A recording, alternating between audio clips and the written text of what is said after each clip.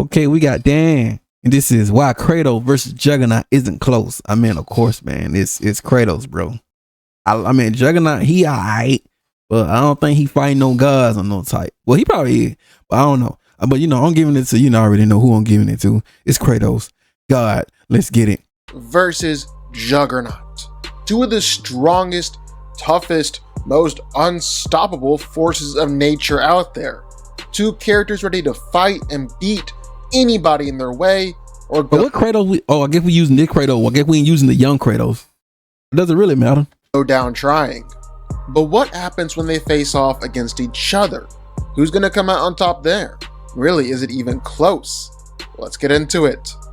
Born in Sparta, Kratos is a demigod son of Zeus and was once a soldier and Spartan general. He worked under Ares' command, serving the god of war, until he accidentally killed his wife and daughter under Ares' order. The ghost of Sparta renounced his service to the god of war, eventually killing him and ascending to true godhood himself, becoming the new god of war.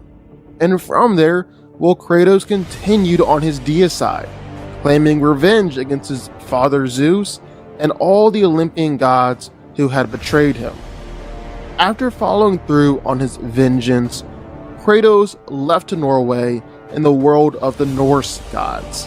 And of course, war and fighting followed him there too. Now Kratos isn't just a great character, he's also just an absolute beast. He is so freaking powerful. And there is a difference between gameplay Kratos and lore Kratos. Okay, give us the details. Like in the gameplay, we've seen Kratos struggle to lift some rocks. He gets hurt by swords or arrows or random skeleton warriors. Sometimes he can't even open certain chests. Even when he's literally killing gods, it doesn't necessarily feel that earth-shattering, especially when you compare it to some of the stuff going on in the Marvel universe. But that's why you have to understand the lore of Kratos in the God of War universe, because that's how you'll see just what a beast Kratos truly is. I think he like when he more older, he more like humble and more. I like the older Kratos because he more humble and he understand things, and I feel like he had more knowledge and stuff. Let me explain the God of War cosmology here for a second, as there are basically three different. Now I like the young one. Now when he was young in his prime, bro, oh, he was a beast. I was having fun with him, playing with him, boy. Power groups you need to know about: primordials, titans, and gods. In the beginning, before anything was, there were the primordials. These beings waged war on each other before the very concept of time existed. And out of this war came the Earth. And not just the Earth, but the whole universe itself. I mean, they were throwing punches around and literally creating the Big Bang. That's insane. And what's even crazier? Kratos killed some of them. Like Gaia, Mother Earth, the first being to ever exist. Kratos killed her. Thanatos, the primordial personification of death, and responsible for helping to create the universe. Kratos killed him. The very concept of death. And Kratos killed him. Then there are the Titans, the spawns of the primordials, like Kratos, king of the Titans, 16,000 feet tall, 7 million tons. And when this Titan tried to crush Kratos with his fingers, Kratos was able to hold him off and push him back.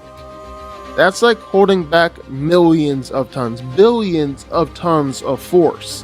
It's an absolutely insane showing. Kratos has had the same universe-shaking fights against primordials, but he wasn't able to fight and kill Kratos. And Kratos did it again. This time he was fighting against Atlas, a titan who's roughly just as strong as Kratos and is tasked with holding the sky on his shoulders. Atlas tried to squish Kratos just like Kronos did, but Kratos was able to hold it off and push him back, just like he did with Kronos. Wait. Hold on, let me make sure you get that. Atlas is the strongest titan in God of War. It required the might of both Hades and Poseidon to stop him. He could hold the entire cosmos on his shoulders and prevent it from falling and collapsing. And in God of War, the sky and the entire cosmos has been confirmed a few times to be literally infinite and limitless. Atlas is performing the same feat as like when Superman held up a book of infinite pages, or when Hercules held the literal sky, simply holding up infinity. Yet he still failed to crush Kratos. And Kratos is also just a fraction of his size too. Then there are the times where Kratos fought against gods, and specifically some pretty powerful Norse gods, like Thor. Thor is so strong and so powerful that his battle with Jormungandr splintered the tree Yggdrasil, and this is what it looks like when a tree is splintered. But Yggdrasil is so much more than just a tree. It's a construct that transcends space and time and supports all of creation with its existence, holding the infinite universes that are housed within Norse mythos. Thor splintered that tree with his fight with Jormungandr, and sent Jormungandr backwards through time with a punch, back before even his own birth. This is the guy that Kratos fought against, and it's the guy that Kratos was able to beat and overpower by the end of the game. And not just that, but defeating gods like Hades, and ripping out Hades' soul, defeating Baldur, a guy who can knock out the world serpent with just 3 punches, and defeat even Zeus and Odin themselves, beating literal universal and Skyfather level beings by himself. He truly is the ultimate god killer. Cain Marko was the stepbrother of Charles Xavier, the founder of the X-Men, and grew up jealous over his brother's telepathy, forming a lasting resentment. But we know Juggernaut useless. Once he take that helmet off, bro, that's all he need, bro. That's all Kratos needed to take that helmet off, and GG, boy, you're done. Between the two. During his service in the army during the Korean War, Cain would stumble across a cave that had a temple dedicated to the powerful mystic being known as Sidorak. Touching the crimson gem at the heart of the temple, Cain was transformed into Sidorak's avatar on Earth, an unstoppable human juggernaut. For years, he would face off against the X-Men, the Hulk, Spider-Man, Thor, Doctor Strange, and many other superheroes. But one constant remained for the Juggernaut. No matter the obstacle, he will never stop. Juggernaut is superhumanly strong, and does have the unique power in being completely unstoppable. And I mean that pretty literally. He can straight up walk through miles of bedrock and fracture tectonic plates. He can walk right through the Hulk. The only way World War Hulk could stop him is just by getting out of his way, sending Juggernaut charging straight out of the battlefield. Because, like I said, he's unstoppable. That's absolutely nuts. And like I said, he's also incredibly strong. Strong enough to regularly fight against both Thor and Hulk and beat both of them his fair share of times. These two have always kind of seemed like the cream of the crop when it comes to physical powerhouses over in Marvel. They're the top tier, but Juggernaut really should be right up there with them. For as many times as he's gone toe-to-toe with them and fought against them, even beat them, it's really hard to say that Juggernaut isn't just as strong.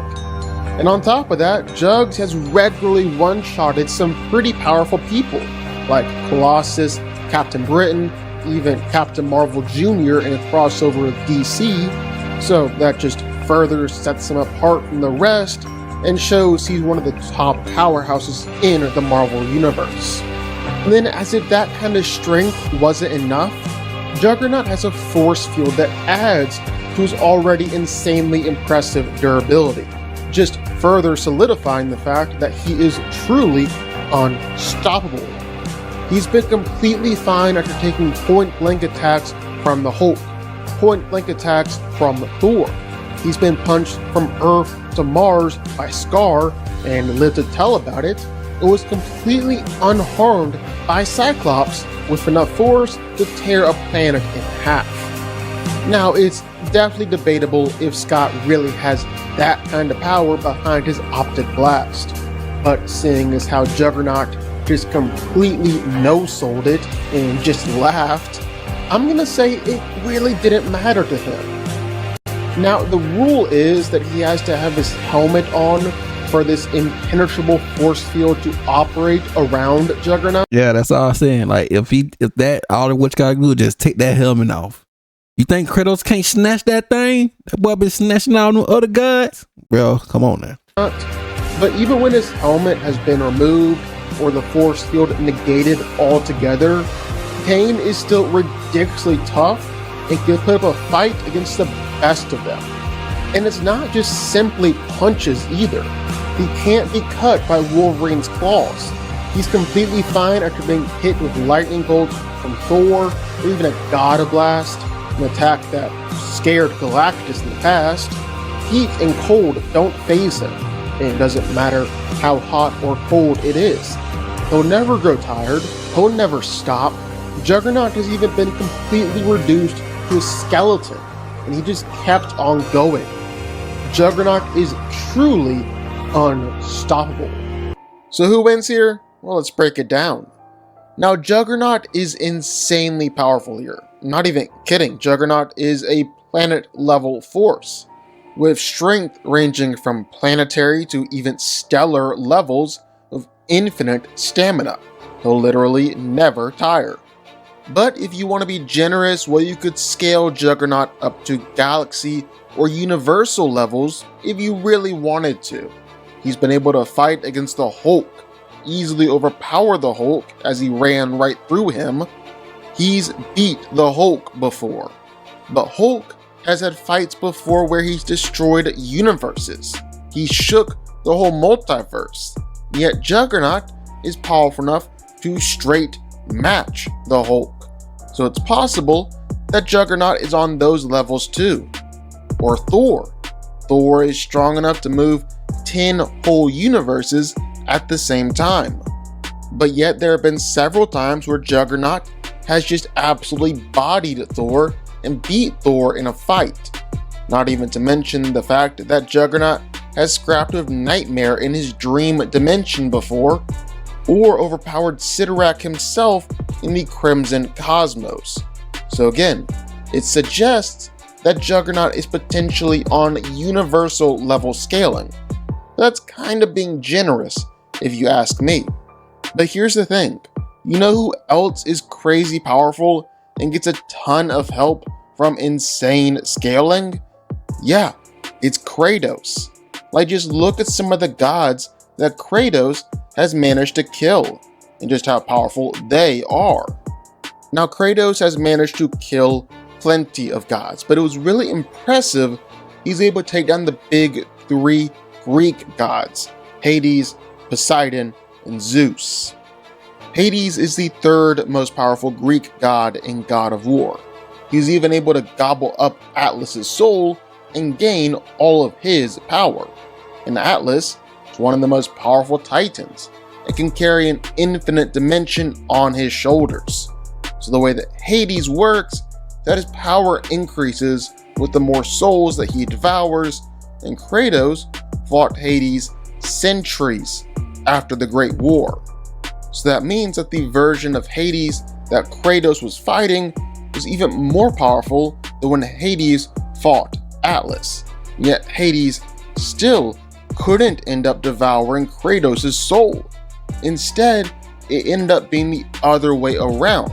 And along with it, while Kratos gained all the other souls that Hades had eaten. Poseidon is the second most powerful god. While we don't really know a ton about him, we do know that he can kill a Titan with just one punch. He would have even killed Gaia herself if it wasn't for Kratos, if he hadn't gotten to Poseidon first. Then last but not least, Zeus, the most powerful being in God of War. He almost killed Gaia with just one lightning bolt. His mere anger can shake the entire universe. He created the Blade of Olympus, the most powerful weapon in the universe, and used it to absolutely obliterate the Titans. It's basically like the Infinity Gauntlet. You just gotta swing it around. You just gotta use it, and every being ceases to exist against it. It's pretty freaking crazy. But then Zeus was stabbed twice with the blade and didn't die. It just made him mortal. That's how powerful Zeus is. And really, you can say the same with Odin in the Norse mythology too. Odin is the king of the Aesir. He's the father of gods like Thor and Balder. He's literally older than time itself. And he's the one responsible for creating the different realms. Like Odin battled against the first frost giant Ymir, then carved up his flesh and created 6 of the 9 realms out of his body, which are whole separate space-time continuums. According to the God of War director, Odin and Zeus are pretty much directly comparable to each other, so that means that both of them are universal to even above universal gods. And you know what? Kratos killed him. He killed Zeus too. Kratos beat all of them. Kratos is just out there consistently beating universal level beings, even beings beyond the universe, beating the very gods and beings that were responsible for creating the universe in the first place. And Kratos is beating all of them. He's basically their reckoning. Now, Juggernaut is incredibly strong, although there is the caveat that his strength and power is heavily dependent on the will of Sidorak, just how much power Sidorak is willing to give Juggernaut at that moment. But really, Juggernaut has been able to match up against World War Hulk before. One of the strongest versions of the Hulk we've ever seen, and Juggernaut is able to match up against him. That's not the only version of the Hulk that Juggernaut has been able to match up against. He's really, really strong. But more than that, Juggernaut is insanely tough and just dang near unstoppable. Absolutely nothing can stop Juggernaut when he gets going. Literally nothing. He's just unstoppable. And then for durability, well, Thor has rained down blow after blow on Juggernaut, and nothing seemed to faze him as Juggernaut kept on fighting. Thor's broken hammer after hammer while battling against Juggernaut until he finally went down. Scar punched Juggernaut from Earth to Mars, and he was just fine. It's very, very hard to hurt Juggernaut. It's pretty much impossible to stop him when he comes charging at you. But again, Kratos is incredibly powerful. Like, incredibly powerful. Like Juggernaut was able to battle against World War Hulk. Well, he didn't win that fight, and World War Hulk was holding back that whole time. Kratos was able to fight against and beat Thor. And while Thor might not look too much, this same god was able to splinter Yggdrasil, an infinite higher dimensional structure, and shake all the realms within it, which are said to be their own separate space-time universes. Kratos was able to overpower this guy and beat him, at least their second time around when he was actually trying to win the fight. And that's not even the most powerful god that Kratos has beaten. Zeus and Odin are still more powerful. And Kratos is just as tough too, taking attacks from all sorts of gods and beings that are powerful enough to rip holes in reality or shatter and shake the universe. And Kratos has always gotten up just fine. And if you want to say that Juggernaut can still keep on going through any injury, well, Kratos has been able to come back from death itself and done it several times over. So that's not just a thing for Juggernaut alone. Kratos can do pretty much the same thing. So, who's ultimately winning here? Well, I think I'm giving it to Kratos. it's gotta be Kratos. Just because Juggernaut will put up I say Juggernaut, he'll put up just a warm-up. This just be a warm-up battle for Kratos, bro. Like, come on, man. Juggernaut has always been a little bit overrated. Like, for all the comparing him to the likes of Hulk or Thor, while that's maybe true on Jug's best day, it's not really a fair comparison for him. In fact, Hulk has regularly been able to beat him. Even Professor Hulk one-shotted him. And Juggernaut has said before that the Hulk is stronger than him. Same can be said for Thor too. Thor's always been the more powerful one out of the two. It's even gone down to the point where Juggernaut has battled straight up against Rhino, and it'd be a relatively even fight. And I know, you can say the same thing for Kratos too. He struggled against guys much weaker than him. But at the end of the day, he's able to fight and battle against guys way more powerful than really anything Juggernaut has done, literally killing Skyfathers. Now, there is Tryon Juggernaut. This is when he was able to absorb the full power of Sidorak, began to completely wreck shop, breaking down dimensional walls and shattering reality with punches. At the same time, Tryon Juggernaut isn't really something that Jugs can just call on at will. It completely depends on how much power Sidorak is willing to give him at the moment, and Tryon Juggernaut was a one-off instance. Outside of that, well, Kratos is taking it here. Kratos wins. There you go, ladies and gentlemen. Yeah. RIP Juggernaut, bro. It was Kratos from the start, bro. Come on.